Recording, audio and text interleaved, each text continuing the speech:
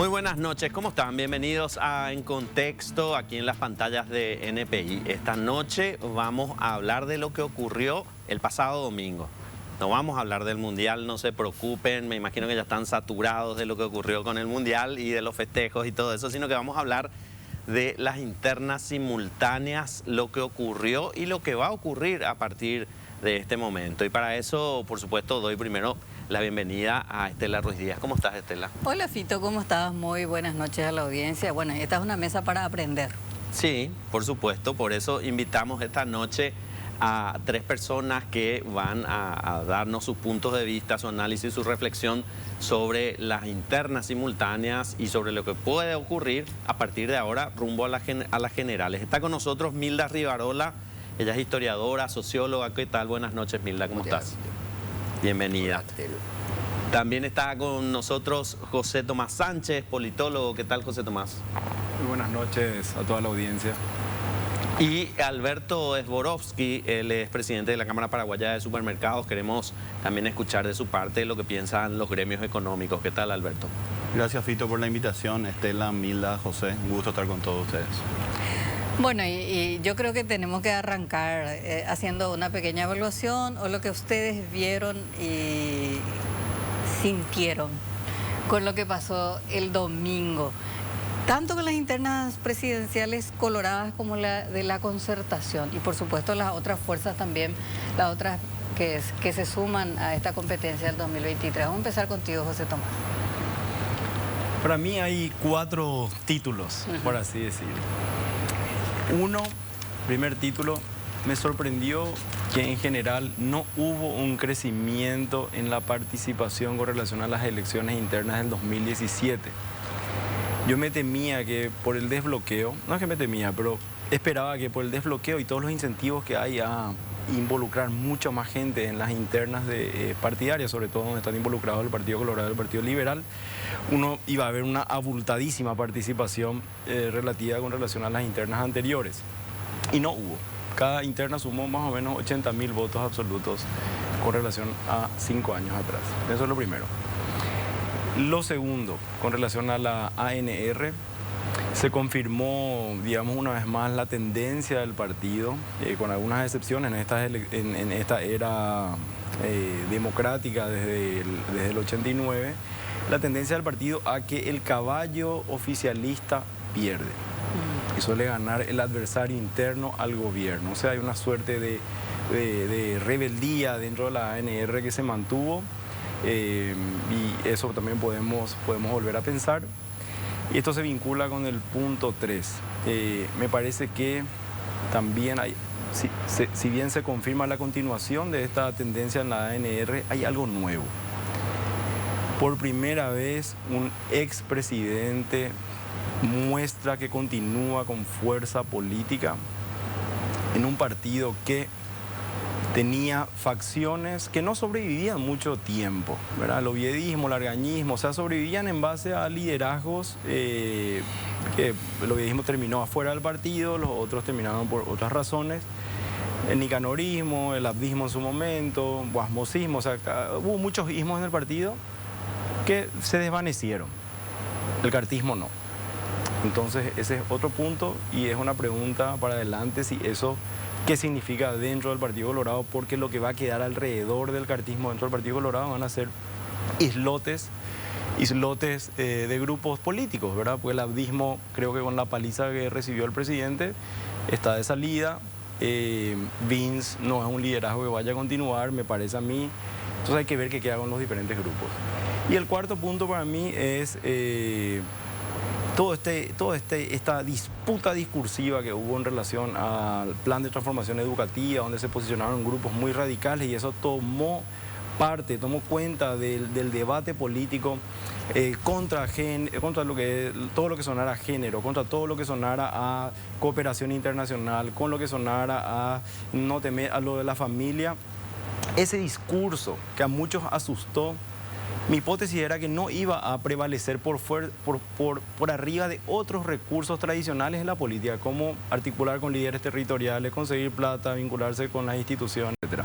Finalmente, hoy vemos que en el Senado digamos, en el cartismo, pero también, digamos, en la lista 3 de Fuerza Republicana, los principales actores que estuvieron mejores ubicados no tenían nada que ver con ese discurso. O sea, la política tradicional venció ahí. Y también, con este cierro, la Concertación me llama la atención, la gran participación de sectores no liberales dentro de la interna de la Concertación. Eso era toda una incógnita, entre 100.000 y 150.000 votos. Se calcula afuera del Partido Liberal dentro de lo que sumó al total de votos en la Concertación, lo cual muestra también algo interesante con relación al funcionamiento del padrón abierto, que fue una novedad también aquí. Milda. Vos ahí leíste la pregunta. Él consiguió, él consiguió el examen. No, de acuerdo con José Tomás en casi todo. Por algunos matices, digamos. La participación hubiera sido más alta si no se hubieran acumulado tantos inconvenientes ese día, digamos. Los colorados sumaron 2 internas. O sea, sumaron la interna para candidato con la interna para la Junta de Gobierno, duplicaron el tiempo de voto de cada elector, digamos. Y al llamar la Concertación a padrón abierto, hubo locales, sobre todo en la zona de Los Bañados, de Santa María, ese tipo de cosas.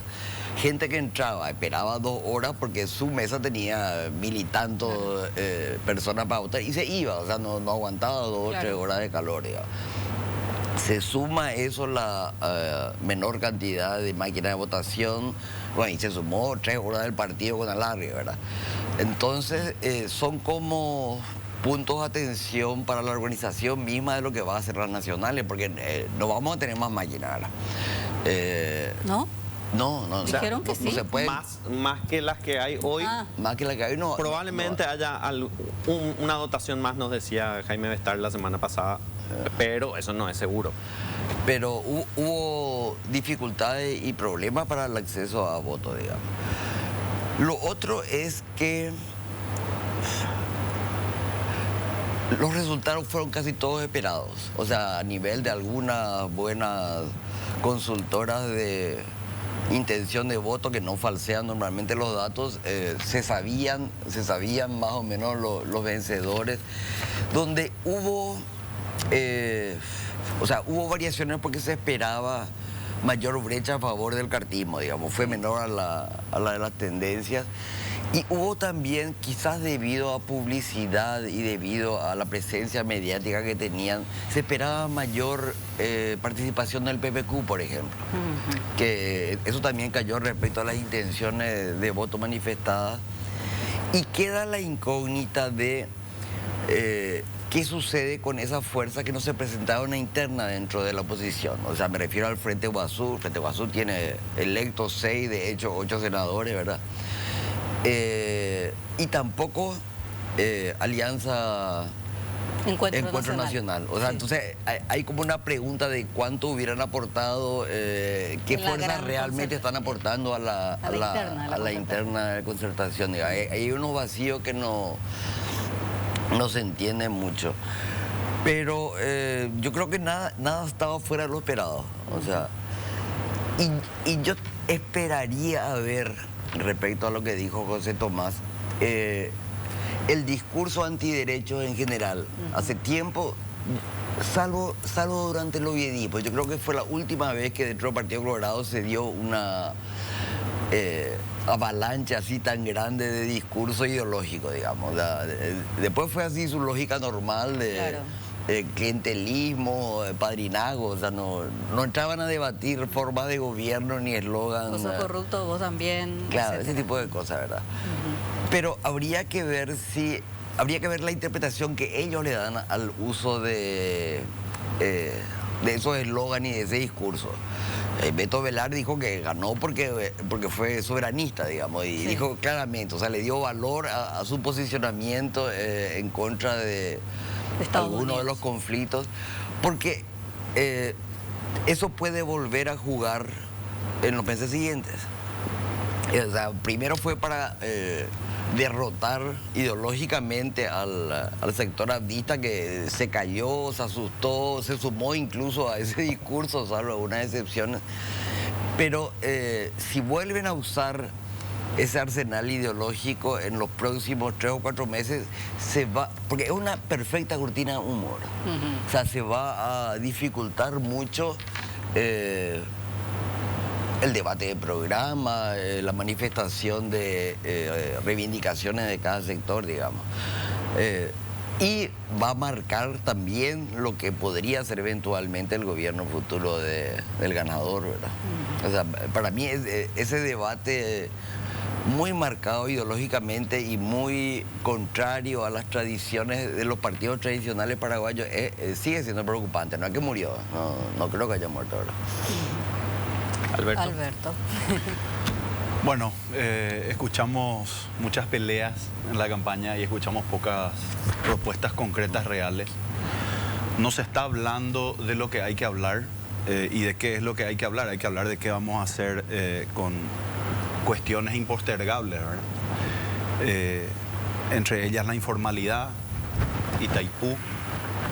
O sea, ¿cuál es la política de cara al votante que va a tener, digamos, o que van a tener los candidatos con respecto a eso, ¿verdad? Tengo esperanzas que la interna haya sido, digamos, o no hayan elegido ese marco como para poder contar un poco a la ciudadanía qué es lo que ellos tienen pensado hacer para romper con las malas prácticas que nosotros como gremio hace unos días sacamos un mensaje de fin de año y efectivamente nosotros afirmamos que el 2023 debe ser un punto de inflexión en varias cuestiones que no se pueden seguir estirando. O sea, la cuestión fiscal es una cuestión, digamos, hoy no están holgados, así que van a haber que decidir muchas cuestiones importantes y no se puede esperar más. Yo creo que el 2023 debiera ser el punto de inflexión a partir del cual tenemos que abordar de manera diferente los problemas que arrastramos hace décadas y décadas. Te doy un ejemplo, la informalidad. El 42% del país, de la economía del país, era informal al principio del gobierno de Mario Abdo y se cierra con 47%. Si bien la pandemia no jugó a favor de ningún indicador de manera positiva, ni en Paraguay ni en el mundo, es una realidad. Nosotros no podemos pretender tener un país más justo, tener un país con mejor calidad de vida y mejores ingresos para la gente con esos niveles de informalidad. No hay forma. Pero lo más preocupante es que del 42 al 47 que creció la informalidad, del 100%, ¿quién es el que paga, digamos, a quién se le achica la cancha? ¿Quién perdió market share? La formalidad. Entonces eso es algo que hay que comenzar a entender, que no es un tema menor. Y cuando hablo de informalidad no me refiero solamente a contrabando o a no facturar por un servicio o por un bien o por lo que fuera. Informalidad laboral. La informalidad laboral está absolutamente ligada a las changas y a los negocios, digamos, informales, valga la redundancia, donde, por ejemplo, una persona que está vendiendo aceites en el semáforo tiene obviamente un horario, digamos, de que amanece hasta que oscurece, no gana ni siquiera el salario mínimo y lo tienen los hijos dando vueltas alrededor de los autos en el semáforo. Entonces no podemos pretender dar un salto de calidad como país si nos enfocamos solamente en la mitad formal y en la otra mitad, donde hay una muralla, no le damos soluciones concretas. Entonces lo que hay que hacer es entender que hay una muralla, mirar del otro lado y tener la decisión política de decir, señores, se acabó. Tenemos que empezar a crecer hacia acá. O si no, siempre estamos cazando en el zoológico y a los otros les dejamos tranquilos. Y otra cosa, la informalidad financia muchas cosas, hasta campañas. Entonces es complicado, digamos, como país, si es que queremos tener el grado de inversión y otras cuestiones de estándares internacionales que son necesarios, necesitamos abordar eso de una manera diferente y ojalá que podamos escuchar propuestas concretas en ese sentido de los candidatos, ¿verdad? José Tomás, vos señalabas que, bueno, se daba por primera vez en el Partido Colorado la supervivencia de un movimiento cuando el líder es un expresidente, y te quería consultar y consultarle a los tres ¿A qué se debe esa supervivencia? ¿Tiene que ver con el poderío económico de Horacio Cartes? ¿Tiene que ver con que supo leer los códigos, como nos dijo Beto Velar en estos días? ¿Con que es un animal político y que, bueno, supo mantener de alguna manera vivo su movimiento? ¿A qué se debe que haya sobrevivido? Qué buena pregunta. Creo que pasa por los recursos de los que dispone, pero eso es insuficiente, evidentemente. Él es el único colorado o empresario vinculado al partido que tiene dinero, ¿verdad? O empresario que se haya metido a la política con dinero. Creo que además tiene una habilidad gerencial que le funcionó en las empresas y le funcionó a nivel político, ¿verdad? Finalmente en la política bajar línea es importante.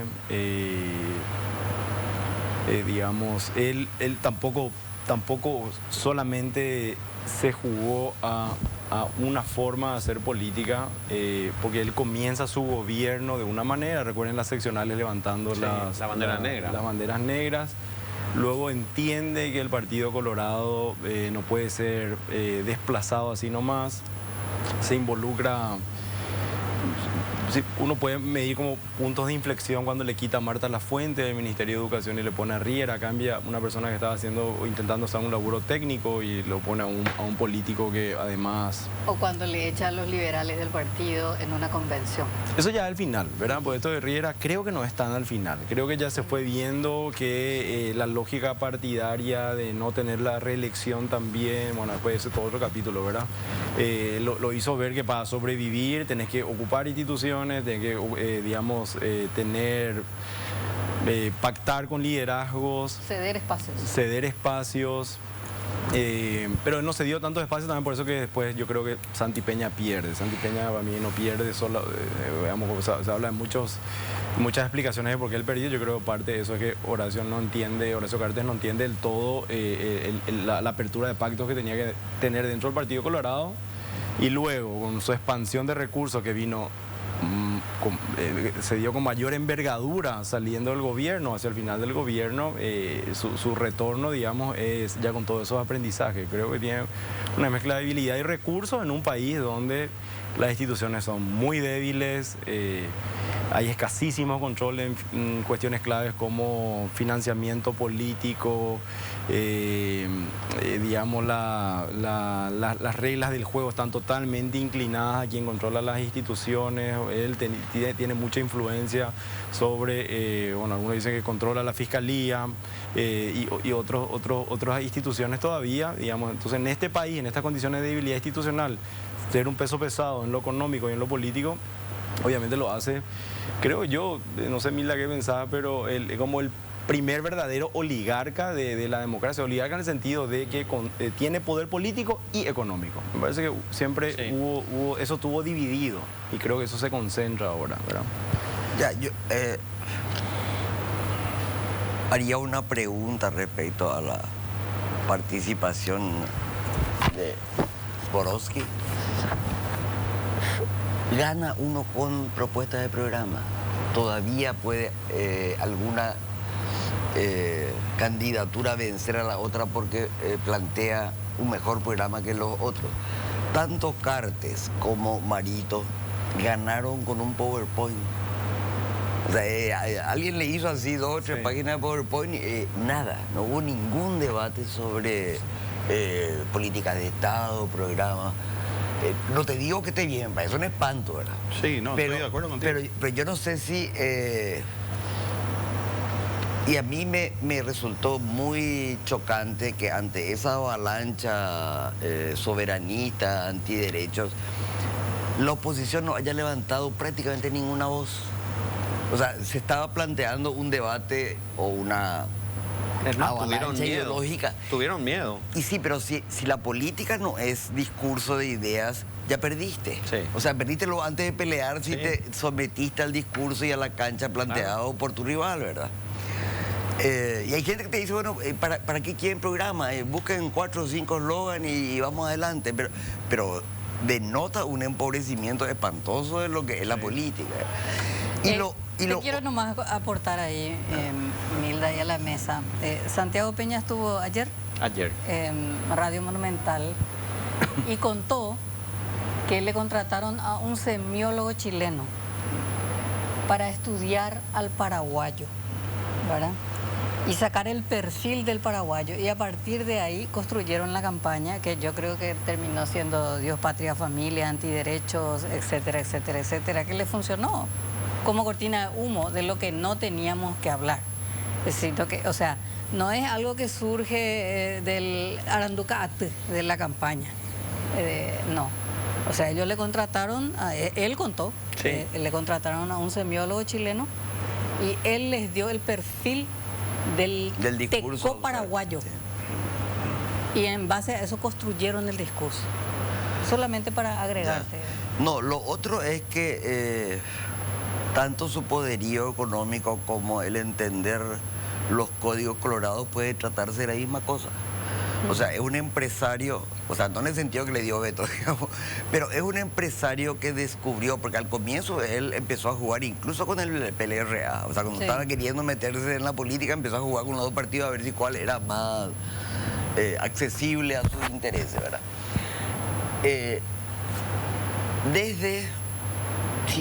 Progresivamente, desde el comienzo de la transición democrática, todo lo que eran ese árbol de jefes partidarios, caudillos de barrios, de distritos, de departamentos, fue progresivamente sustituido por ejércitos de operadores y punteros. Que incluso ni siquiera trabajan para un partido, o sea que son Claro. como profesionales del manejo de votos. Y para... Eso empeoró todavía, duplicó costos y aumentó trabajo con lo del célebre Voto desbloqueo, preferente. digamos, Claro. que se presentó como la panacea universal y terminó. Para abonar nomás Empeorando todo, ¿verdad? tu tesis, Milda, el famoso caso del senador Ovelar, Trato Apuá, Ya. cuando se da a conocer esa grabación, esa conversación, en realidad él estaba hablando con un operador liberal. Claro. Sí. No estaba Sí. hablando con un operador colorado. Él Negociando estaba para que haciendo no el voten. trato Claro. con un liberal. En estas elecciones, las del domingo, digamos, se pagaba 200 en promedio por el voto activo, ¿verdad? Lo que me contó alguna gente del interior que tiene un sistema informático, desde los PC, el Sí. enlace con los otros PC, si se fue a votar, cuántos votos realmente la gente incentivada por los PC ejerció el voto. Y eso le genera una pérdida de 25% en promedio. O sea, gente que fue incentivada para votar a un candidato o una candidata y que votó por otro, ¿verdad? Entonces, el costo del alquiler de cédula es 300. Porque ese sí es seguro, ¿verdad? Claro. El de matar a la posibilidad de sí. votante de tu enemigo es mucho, es más económico en términos de ausencia de riesgo. Aunque digamos. sea más caro. Es más caro, pero ya Pero no tenés asegurar riesgo. 100%. Claro, Ya no- asegurar, ya no pues. tenés riesgo que te Claro. vote por otro que no Claro. vote, ¿verdad?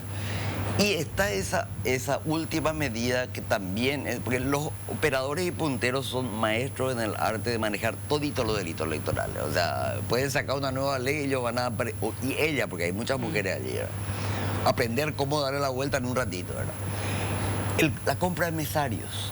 Porque ya hubo una o dos acusaciones, debió haber mucho más casos, porque De carga de urna. las acusaciones son así la punta del iceberg de lo que está ocurriendo realmente.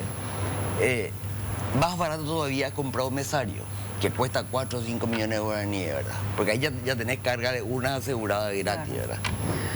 Pero yo no sé si vale la pena esperar algo de los cambios de autoridades en el Tribunal Electoral, si progresivamente estas prácticas, que no abarcan solamente al Partido Colorado, también hay en la Concertación y también hay en partidos menores, digamos, no se frenan de alguna manera.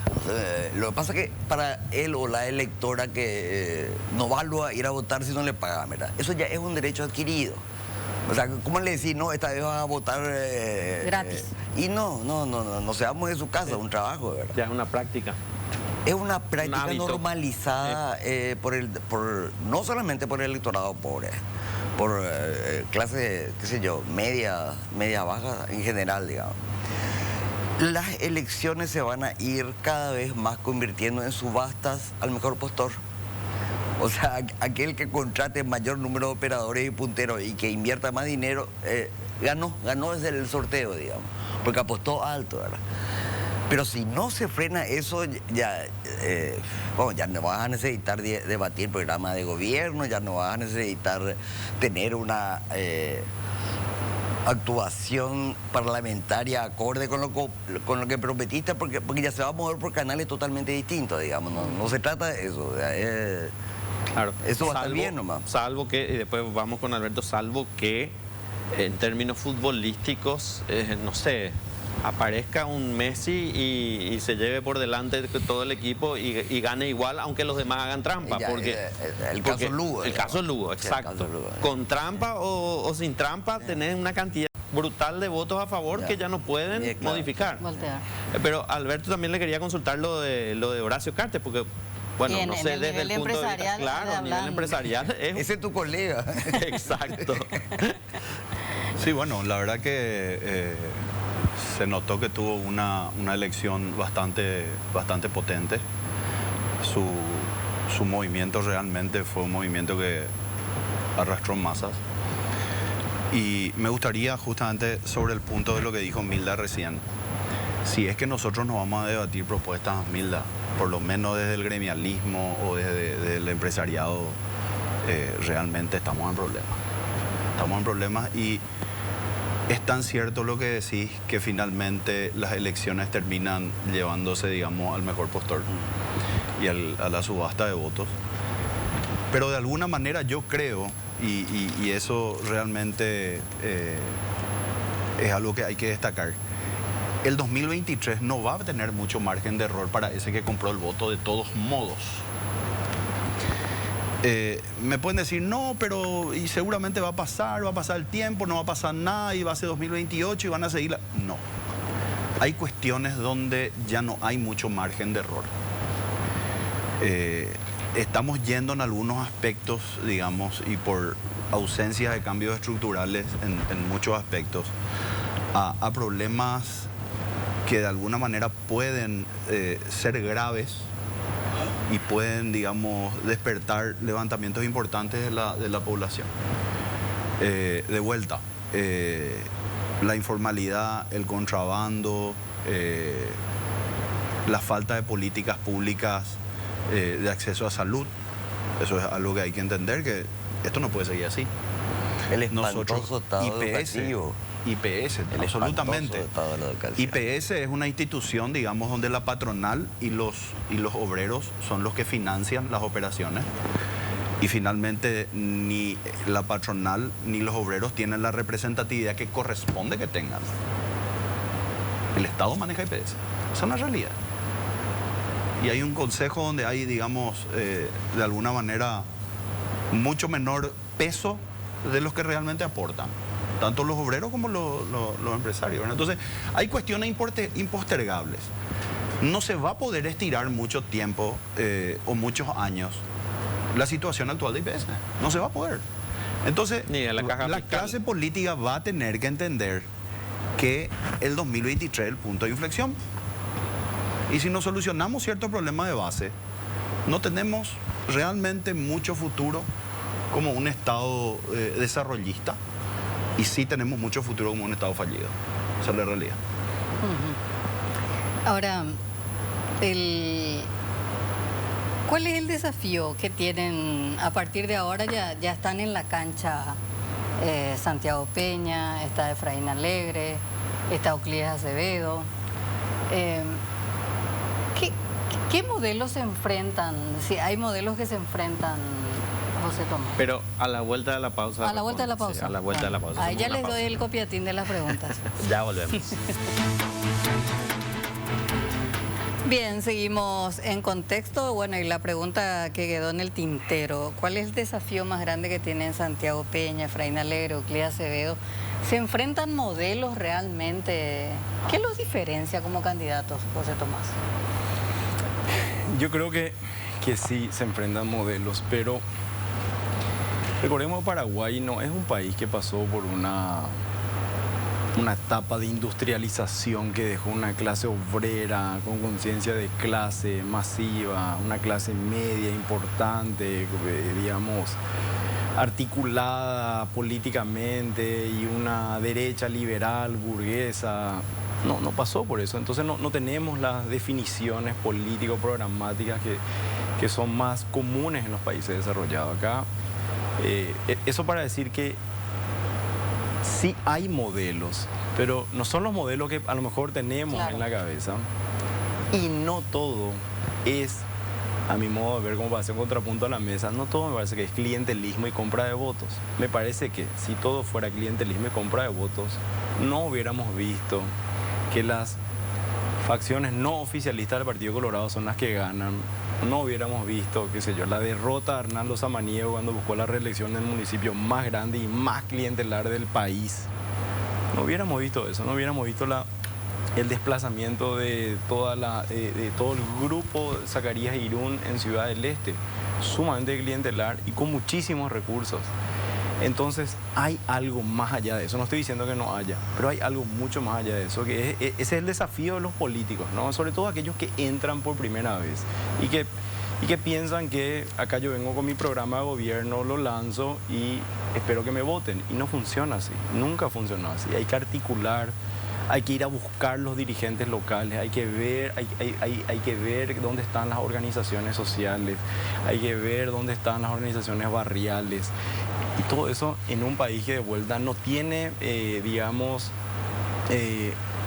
una sociedad civil fuerte, y por lo tanto hay que llegar como que casi hasta al nivel individual, territorial, allá en las casas, y eso es muy costoso. En Paraguay, si hacemos la división plata invertida por votos, estoy seguro va a salir que cada voto es mucho más caro que el voto en Estados Unidos, porque cuesta muchísimo dinero y recursos conseguir hacer política en Paraguay, ¿verdad? Entonces eso para decir que hay modelos distintos.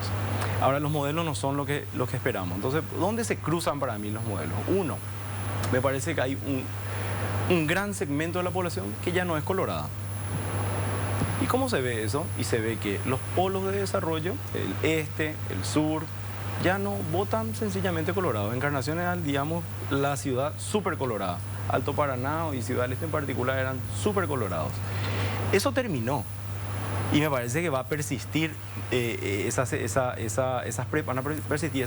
preferencias no coloradas. Entonces, ¿a qué se debe eso? Que nunca hubo tanta urbanización en Paraguay, nunca hubo tanta clase media en Paraguay. Y clase media, tomo la definición de los organismos internacionales, que es súper, digamos, básica, es un poquito menos del salario mínimo, ya consideran clase media. Bueno, nunca tuvimos tanta gente asalariada de clase media en Paraguay. Entonces, ese no es el público tradicional del Partido Colorado, y te diría ni del Partido Liberal. Entonces, capturar, poder acercarse a estos públicos es la clave. En Asunción hace rato, digamos, ya no es necesariamente voto duro colorado, aunque lo tienen también, ¿verdad? Entonces, en primer lugar, es ver qué conversación se tienen y cómo se atraen esas preferencias de sectores medios emergentes. Ese es el primer desafío. ¿Y con quiénes están estos sectores hoy? En parte con la concertación, y en parte creo yo que Santiago Peña es ya resultado, o el cartismo es también resultado de ese movimiento sociodemográfico, digamos, dentro del Partido Colorado, ¿verdad? Entonces el combate va a estar en ese sector, sin descuidar las bases tradicionales. El problema es que las bases tradicionales, en cuanto a bases tradicionales, el Partido Colorado casi le triplica, o más que duplica por lo menos, al Partido Liberal. El Partido Liberal en su interna ahora movió 580.000 votos, y el Partido Colorado 1.200.000. El tema es que el Partido Colorado necesita solo un poquito más. Mario Abdo Benítez con 1.200.000 votos ganó las elecciones pasadas, y en las internas, todas sumadas, tenían 1.120.000, o sea, 80.000 votos más. Efraín Alegre fue el que logró 600.000 votos más, y casi alcanzó. ¿Por qué también sostengo que no es solamente la compra del voto, no es solamente la trampeada? Porque Efraín Alegre tuvo la campaña probablemente más pobre de la historia. Y ese voto duro y esas estrategias del tema del voto se tuvieron que haber visto en las internas liberales, y ahí no se moviliza, digamos, la misma envergadura del Partido Colorado, y Efraín igual aumentó mucho haciendo estas coaliciones con parte del Frente Guazú. Recordemos, Pachaquería estaba afuera, Hagamos estaba afuera, el PDP estaba adentro. Hoy, si bien está desarmado, pero Hagamos, Apuril, etcétera, siguen dentro de la concertación. Patria Querida se sumó a quienes, digamos, me parece que hay que reconocerles que no hicieron la grande Euclides de Acevedo, que es lo que tenían incentivo para hacer eso, digamos, ¿verdad? Y no lo hicieron. Y está la Alianza Encuentro Nacional, que también no recuerdo si tenían, no recuerdo ahora su posicionamiento en el 2018, pero también están adentro, ¿verdad? Quizá hay conversaciones que cerrar todavía y están en esa etapa. Entonces, me parece que, digamos, la tendencia a conquistar esos votantes no tradicionales va a ser el gran desafío.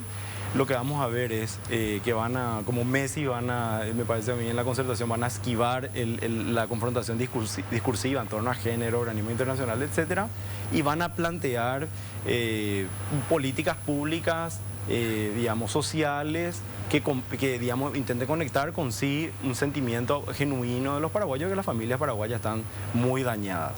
Creo que ahí va a haber, la contracara de la concertación va a ir por ese lado, y Santiago Peña, a mi modo de ver, sí tiene muchas propuestas, sí tiene un discurso técnico y sí tiene el abultado aparato colorado. Me parece a mí que el desafío de él en todo caso no es tanto la conversación para afuera, sino hay dos cosas. Uno, mantener a todo el aparato colorado unido, lo cual a lo mejor no le va a ser fácil. No estamos viendo que eso esté corriendo fácil hoy. Y dos, que ellos van a plantear el discurso patria, familia, etcétera. Patria, familia. Y la concertación va a plantear el discurso de lo significativamente corrupto, de lo de la mafia, digamos, desagregada en términos, me imagino a mí, inteligentes para que la gente pueda entender, pero ambos van a querer esquivar los discursos planteados por el otro, y hay que ver cómo la ciudadanía, digamos, se adhiere a uno u otro, ¿no? Milda. No, la habilidad de Colorados, histórica, digamos, de circunscribir la polémica gobierno-oposición a su propio partido. Entonces, anular lo que haya de oposición real de alguna manera y hacer ese mismo juego interno, ¿verdad? Y repetir con bastante rédito siempre, digamos. Sigo pensando, o sea, me sigue preocupando el debate de ideas o la inutilidad del debate de ideas en campaña, ¿verdad? Porque aunque mucha gente diga o piense que la ideología solamente tiene los grupos progresistas, los feministas a la izquierda, hay una ideología de centro derecha y de ultraderecha, y bastante en Paraguay, bastante más en Paraguay que en otros países, ¿verdad? Y eso define el tipo de gobierno que van a hacer después. O sea, no es solamente discurso de los 3 meses, es lo que van a... Lo que vos señalaste, o sea, cuando le sacó a Riera y le sacó a Marta Lafuente, le puso a Riera. Hubo un cambio gravísimo dentro de educación a partir de allí. Hizo lo mismo en cultura, cuando sacó a Mabel Causarano. Y, o sea, fue como cambiando de discurso y de políticas públicas en coherencia con ese discurso, ¿verdad? O sea, en este caso destructiva, ¿verdad? Pero me sigo preguntando qué posibilidad tienen los gremios, las organizaciones sociales, la academia de exigir realmente un debate de programa, ¿verdad? Porque hasta ahora lo que hicieron es levantar unos eslóganes o poner una figura tan convocante que ya que suscitaba nomás esperanza, ¿verdad? No tenía ni necesidad de decir mucho, que suscitaba nomás esperanza de que iba a ser un buen gobierno, ¿verdad? Un outsider, normal. Claro, sí. Pero no es que dijo mucho, o sea, la gente confió en que iba a mejorar con él y eso funcionó. Eso no hay ahora. Claro. Eso no hay en ninguno de los dos lados, ¿verdad? O sea, ni en la... Euclides mío está intentándose eso, pero tampoco le da. O sea que va a ser una pelea grande entre los dos grupos de siempre, ¿verdad? Entre los grandes grupos de siempre. Alberto, los empresarios siempre bajan línea cuando sucede algo. O sea, sacan comunicados, cuestionan la corrupción. exigen al gobierno determinado camino a tomar, etcétera, etcétera. Pero me da la sensación de que están muy cómodos con el Partido Colorado y todo su modelo de gobierno, con todo lo que critican en sus comunicados, pero en la práctica están muy acomodados con el Partido Colorado. Te pregunto, si tuvieras que optar entre, no sé si modelos, pero decir, ese país que nosotros deseamos, ese país formal, ese país que vaya para adelante, que debata más programas, que debata más ideas, ¿sigue siendo un proyecto el Partido Colorado o ustedes están pensando más en la alternancia? No te voy a hablar en plural, te voy a hablar en singular. Y sí, en nombre de muchos empresarios, nosotros creemos que la alternancia es necesaria en Paraguay. Creemos que hay un modelo que está agotado, hay un modelo que se tiene que depurar y para que se pueda depurar tiene que descansar. Hay muchas cuestiones, Estela, que no se van a poder resolver de alguna manera con más de lo mismo. Esa es la realidad. Entonces, yo no tengo dudas de que la alternancia es sana, pero no es sana solamente para nosotros, es sana para todos, finalmente, hasta para los propios colorados. Esa es la realidad.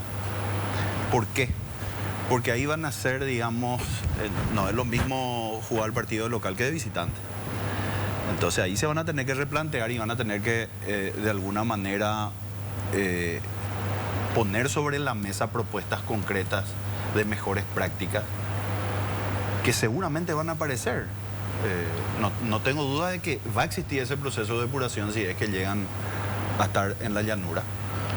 Pero yo personalmente creo que es necesaria una alternancia en Paraguay en el 2023.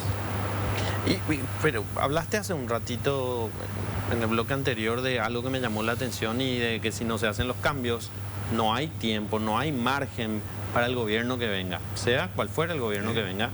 Y me llamó la atención porque entre líneas me pareció que estabas hablando de una situación de crisis social, crisis económica que se podría dar en el próximo periodo. Y el crecimiento económico que se prevé no funciona, no va a llegar.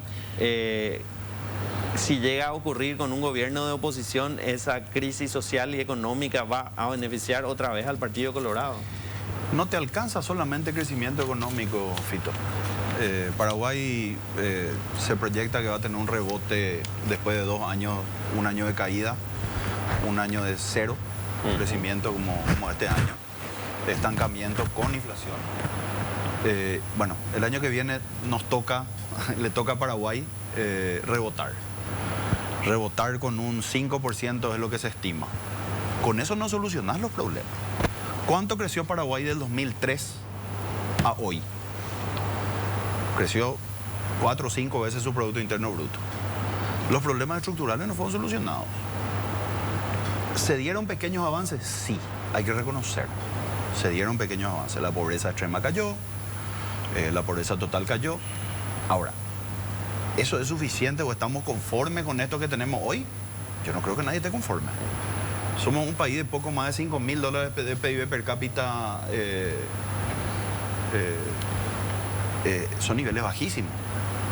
O sea, no podemos pretender dar un salto de calidad como país con $5.000 per cápita de Producto Interno Bruto. Entonces no se puede.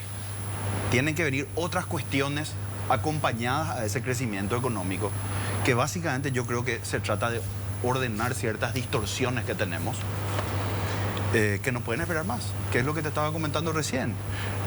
Salud, educación, informalidad. Seguridad social. Totalmente. La caja fiscal está en una situación delicada. Eso finalmente los van a pagar los contribuyentes. Ese que se va a trabajar todos los días, honesto, que paga sus impuestos, él va a terminar financiando eso.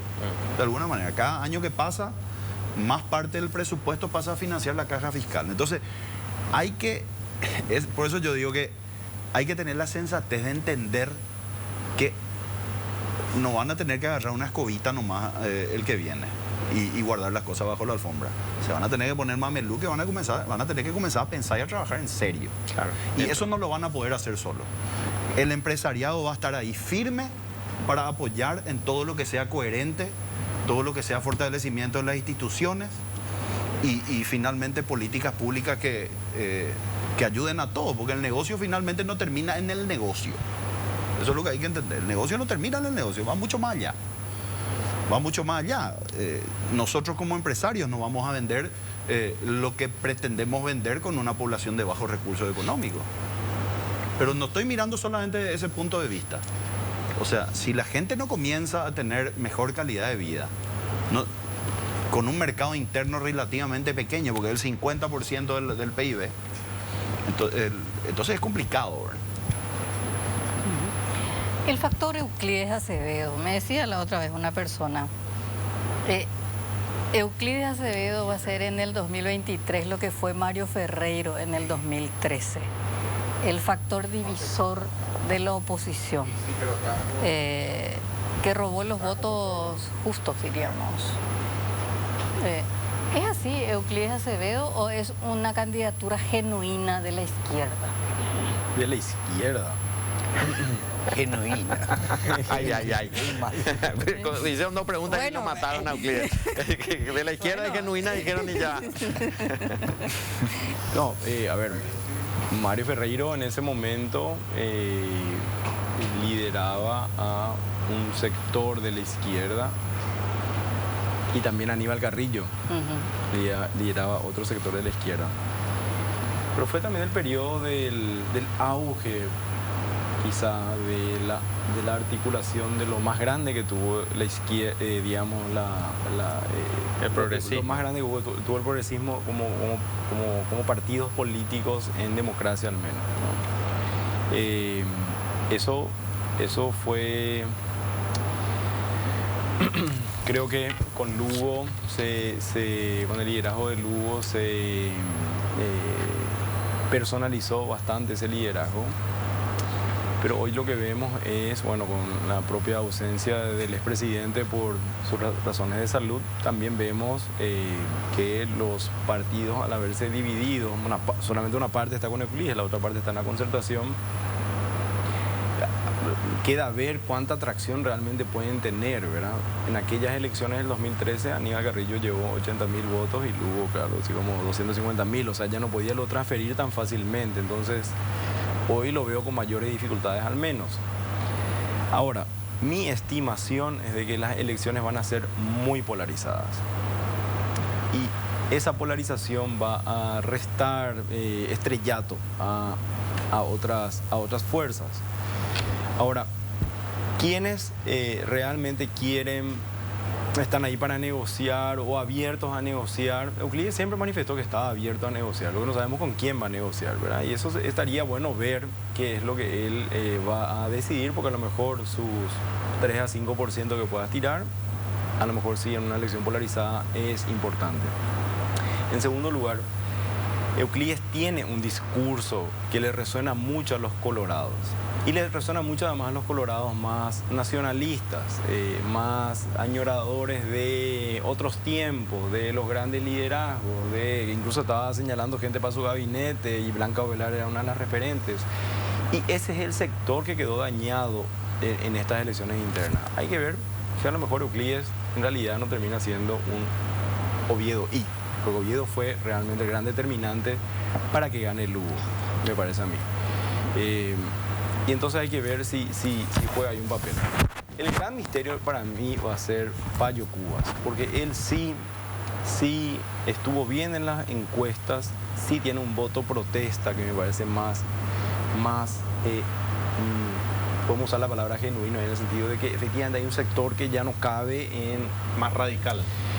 Que no cabe en las instituciones, no te digo en el sistema político, sino en la institucionalidad, porque Payo tiene un discurso contra la democracia, claro. Tiene un discurso... El dictador bueno. El dictador bueno, sí. Tiene un discurso que habla de la violencia institucional para combatir a los corruptos. Entonces, esa población es la que hay que ver cuán grande es y ese sector Si Payo no se adhiera a una de las fuerzas políticas, no sé si se va a mover tanto. Creo que no se va a mover tanto. Ahí está el desafío. Milda, factor Euclides. En el 2018, 17-18, con toda la campaña de encuestas falseadas, de diferencia de padrones electorales colorados o liberales, Mario Audo ganó por 4 puntos porcentuales, o sea, una miseria en términos de lo que era la confrontación de esas dos grandes fuerzas, ¿verdad? Yo creo que eso les quedó como lección aprendida a los colorados, de que en casos de polarización, esos puntitos sirven, ¿verdad? Sirven para asegurar o no asegurar la... Bueno, en esa época lo que hicieron es falsear encuestas y desmotivar el electorado, digamos. Pero yo, aparte de esa hipótesis, yo no le veo otro sentido a esa candidatura. O sea, de que sea el tercero en discordia que pueda roer los votos de la oposición para asegurar la victoria colorada, digamos. O sea, a ver si entiendo. ¿Entendiste? La candidatura de Euclides ¿Entendiste? es funcional al Partido Colorado. Yo creo que sí, o sea, él no puede, y Euclides no es tonto, o sea, tendrá otros efectos, pero tonto no es. Él no puede pretender que alguien sin partido, con una trayectoria tan zigzagueante política como la suya, va a ganarle a los liberales y a los colorados al mismo tiempo. O sea, eso es absolutamente absurdo, ¿verdad? Entonces, ¿qué sentido tiene su candidatura? ¿Para qué está allí? Y algo que yo siempre critiqué dentro de la oposición, sobre todo, es esa fantasía con que le van a robar votos a los colorados y van a ganar. Que solamente funcionó una sola vez, y allí no había una pelea marital, ahí había un divorcio completo. O sea, el 30% del Partido Colorado salió del partido, fundó otro partido y tuvo otro candidato. Oviedo, claro.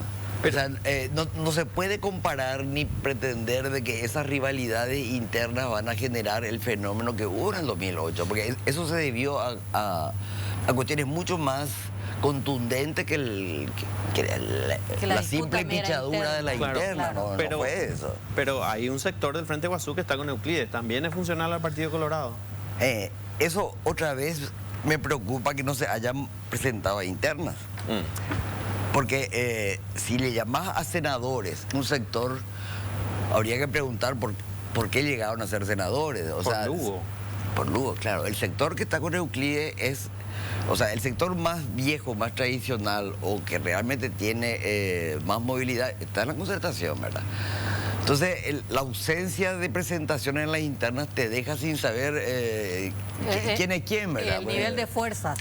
Claro, pero de hecho hicieron una interna, entre comillas, y Esperanza le ganó a Sixto, y después Sixto, con la enfermedad de Lugo, se separa de lo que era el acuerdo en ese momento. Eso no fue una elección de todos los... No, claro, fue un arreglo de 2 votos por tanto. Convención, sí. No, en la lista de esa PLRA Alianza, Sí. hay partidos, hay 3 PLRA, uno se van rotando, digamos. Sí, alternando. Metieron una cantidad de gente que en la interna del domingo tuvieron 300 votos. La mitad no, es la mitad. Casi. Debo decir, no puede ser, o sea, ¿cómo le probaron que eran importantes si en el momento de movilizar Claro. movilizan 300 votos? O sea, no... Pero ¿y qué va a negociar el sector del Frente Guazú que está con Sixto si quedó fuera de la concertación? No, siguen con su lista parlamentaria. Ellos siguen siendo lista de Senado. O sea, que es otra complejidad gratuita, bien molesta para las elecciones de abril. Hay 4 listas parlamentarias, como mínimo. Sí. O sea, los colorados van a entrar con su Una vieja sola lista lista. 1, ¿verdad? Claro. O sea, una sola con todas las guerras internas son lista 1, ¿verdad? La oposición se va a ir mínimo con 4 listas. El sistema DOM, por el cálculo de cocientes, se castiga severamente la dispersión. Claro. Y, Pierden las minorías. No, pero incluso mayorías pierden cuando tenés demasiadas candidaturas peleando con una sola. Una sola gana siempre, digamos, porque todos los votos todos los votos del primero se le suman al resto, ¿verdad? Sí. Y eso hace tu cociente, o sea. Entonces, bueno, ya he hilado un poco fino, digamos, pero en cualquiera de los casos, ¿cómo se va a gobernar con una oposición o con 7, 8 partidos políticos o movimientos en el Parlamento, ¿verdad? A mí me parece que la contracara de eso, Milda, en realidad va a ser, podemos tener un Senado por primera vez, mayoritariamente colorado, creo por primera vez, ¿verdad? No sé si en el 93 a lo mejor fue. No, en el 93 comenzó la pérdida de mayoría del Partido Colorado. Pero o sea, solamente con Rodríguez tuvimos mayoría. Con Rodríguez, exacto. Que era con el viejo padrón y todo. Sí. Entonces, en realidad, si hay mucha dispersión, porque vamos a tener Partido Liberal, o sea, Concertación, o sea, Partido Liberal Alianza, Encuentro Alianza, Encuentro Nacional, Frente Guazú, Cubas, sí. Frente Guazú, Patria Querida. Patria Querida, ella hay por lo menos 6, ¿verdad? Entonces, en realidad, si lo bueno es, no sé si lo bueno para, digamos, la balanza democrática es que históricamente en Paraguay el tercer espacio ocupa por lo menos entre 7 y 9 senadores, ¿verdad? Un 20-25% del electorado, que hoy a nivel legislativo hay que ver a dónde va, ¿verdad? Convendría que se balancee eso y que no sea acopamiento colorado, porque ahí sí que ya vamos a tener todas las instituciones. Claro. Si hay una victoria, va a ser algo nuevo, sí. Me parece a mí, en términos de régimen político, ¿verdad? O sea, es el modelo Asunción, el modelo que probaron en Asunción y le funcionó, ¿verdad? Ahora, en las últimas municipales. El copamiento completo, ¿verdad? Vamos a seguir hablando del tema a la vuelta de la pausa.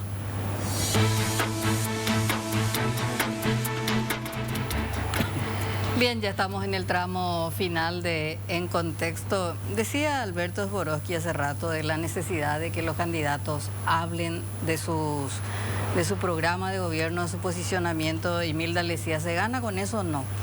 Y hay un tema que se instaló en la campaña, José Tomás, y a la mesa le pregunto, Dios, patria y familia, y eso evitó que habláramos de narcopolítica, de contrabando, de lavado de dinero, de significativamente corrupto, pero funcionó como tema de campaña, pero eso no se trasladó a la votación, ¿o sí, José Tomás?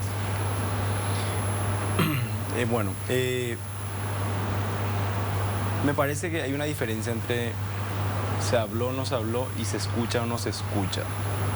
Pues si uno presta atención a las declaraciones de los candidatos, en realidad todos hablan e intentan colocar una línea discursiva, ¿verdad? De ahí a que sea la hegemónica o no, eso no depende ya de un político, depende también de las repercusiones que tienen, depende de los medios masivos, depende de las redes sociales, cuánto pueden penetrar en las redes sociales, etc.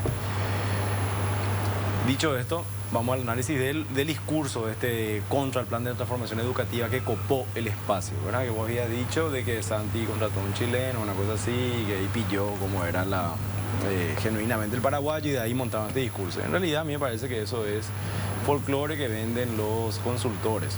Hay, por supuesto, una incidencia importante entre consultores serios que no estoy opinando nada respecto al chileno ni lo conozco, estoy más diciendo que decir que viene alguien y descubre eso no funciona así. Este discurso está instalándose a nivel internacional ya hace unos cuantos años y va variando un poco más según el país o el territorio donde estén, ¿verdad? En la Unión Europea el discurso es mucho más nacionalista, regional, contra la Unión Europea, y hay por supuesto matices también de género según uno u otro país. En Estados Unidos tuvo además componentes raciales.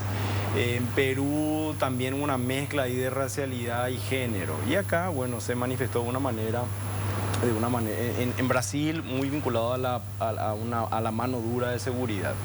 Y acá llegó con este tema del plan de transformación educativa. Para mí no coló ese discurso. Sirvió para trabar la discusión porque nadie se pone del otro lado. Y lo cual para mí es conveniente que nadie se ponga del otro lado. Cuando hay un intento de polarización y uno radicaliza y está buscando justamente donde no genera réditos políticos, que el otro se posicione para tirotearse, y bueno, y nadie se pone, ese discurso tiende a morir. que creo que es lo que pasó al ver los resultados de los referentes de ese discurso que no estaban vinculados a aparatos políticos o a mecanismos tradicionales de hacer política. Como el ejemplo paradigmático sería José Ocampo, que creo que tuvo 2000 votos. Entonces, del otro lado, ¿con qué discurso estaba la concertación? O por lo menos Efraín. Efraín tenía un discurso vinculado a lo de que el jefe de la mafia es Horacio Cartes, y Horacio Cartes está, controlando el Partido Colorado o a punto de controlar. Sebastián Villarejo intentó polarizar con Efraín con relación a cuestiones ideológicas. Y así los diferentes discursos, hubo varios discursos, de ahí que todos se escucharon o no, es otro tema. ¿Qué va a pasar de acá en adelante? Me parece que sí va a haber escucha ahora, sí va a haber repercusión, porque la elección en el Partido Colorado y esta novedad de que una facción se vaya solidificando y se haga menos líquida, que es lo que sucedió con las otras facciones históricas, esta solidificación de una facción del cartismo divide no solamente a sectores ciudadanos, sino divide a la élite. Y esta es la división necesaria para la repercusión. Por eso que creo que sí va a haber polarización ahora, y va a ser muy distinta a las elecciones del 2018 cuando no hubo polarización, porque Efraín tenía un discurso anticartista y Santiago Peña perdió. Y planteó también argumentos, tiró políticas públicas en base a lo energético, pero digamos,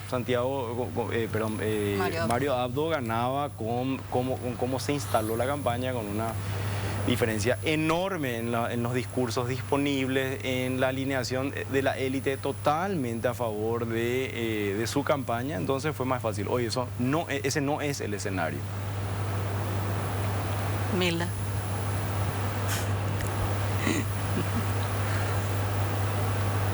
El nacionalismo colorado, que es como la masa madre de este discurso, es importado por Manuel Domínguez y Natalicio González de Europa. El invento fue europeo, digamos, estaba ligado a todos los fascismos nacientes en Europa en la década del 30, de 20 y tantos, 30, ¿verdad? De vuelta, todo ese paquete es un discurso importado. O sea, el patria familia es un discurso importado, no es local, digamos, ¿verdad? Pero enlaza como más fluidamente con el sustrato colorado, que es nacionalista, que por lo menos de discurso es xenófobo, y que nunca le cayó muy bien la cuestión de sacarle a la mujer de su rol tradicional y darle equidad, por más que el discurso haya cambiado con la transición, ¿verdad? Pero yo creo firmemente en la necesidad, o sea, si uno gana en algún combate, en algún debate, uno gana el debate, el posicionamiento de temas, la iniciativa de decidir sobre qué se va a discutir. Ya ganó casi toda la guerra, ¿verdad? Cuando nos encuentra una contraversión y un enfrentamiento, todo ese discurso, qué sé yo, del Soro, de la agenda global, del mundo que una vez más quería posicionarse del Paraguay y de la educación y la juventud paraguaya porque era lo más valioso que había en el mundo, encuentra 3 senadoras, que recuerdo yo ahora, o sea, encuentra solamente 3 miembros del poder en la Cámara Alta que se ponen en contra, o sea, que salen así a cuerpo gentil. 2 de ellas son coloradas y una de Frente Guasú. O sea, eran Lilian Samaniego, era Blanco Velar y era Esperanza. Y el resto, nada. O sea, y eso es cederle campo al enemigo. O sea, si vos le entregas el campo de las ideas a debatir, el discurso, y te sometes, te callás, o sea, tenés miedo y no queremos verla ahí, pero el enemigo te ganó ya te ganó ahora. Impuso de qué se va a hablar y en qué términos se va a hablar, digamos. O sea, puede que esté trabajando con el deber ser nomás, digamos, pero yo entiendo eso, o sea, entiendo que el miedo a la confrontación, el miedo a enfrentarse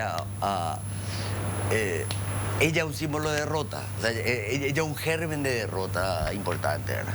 O sea, Acá yo veo posiciones disímiles con José Tomás, Así porque es. José Tomás dice, no confrontás, no polarizás y muere. No, claro, sobre ese eje. Sobre ese Vos le eje. o sea, el otro, Vos tenés tu ellos van, propia agenda. ellos van a plantear su eje y ahí Claro. hay que ver y la lo que va a determinar el discurso no es la voz o no es la boca de un candidato, es Sí. el conjunto de mediaciones comunicacionales, sociales que se van a dar y ahí se va a instalar.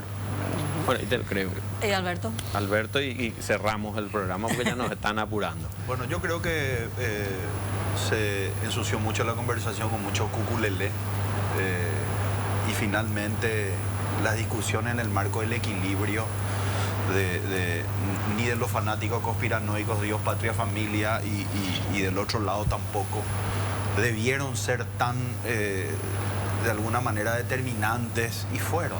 Para mí sí fueron, si bien no se llevaron muchos votos los extremistas de ninguno de los dos lados.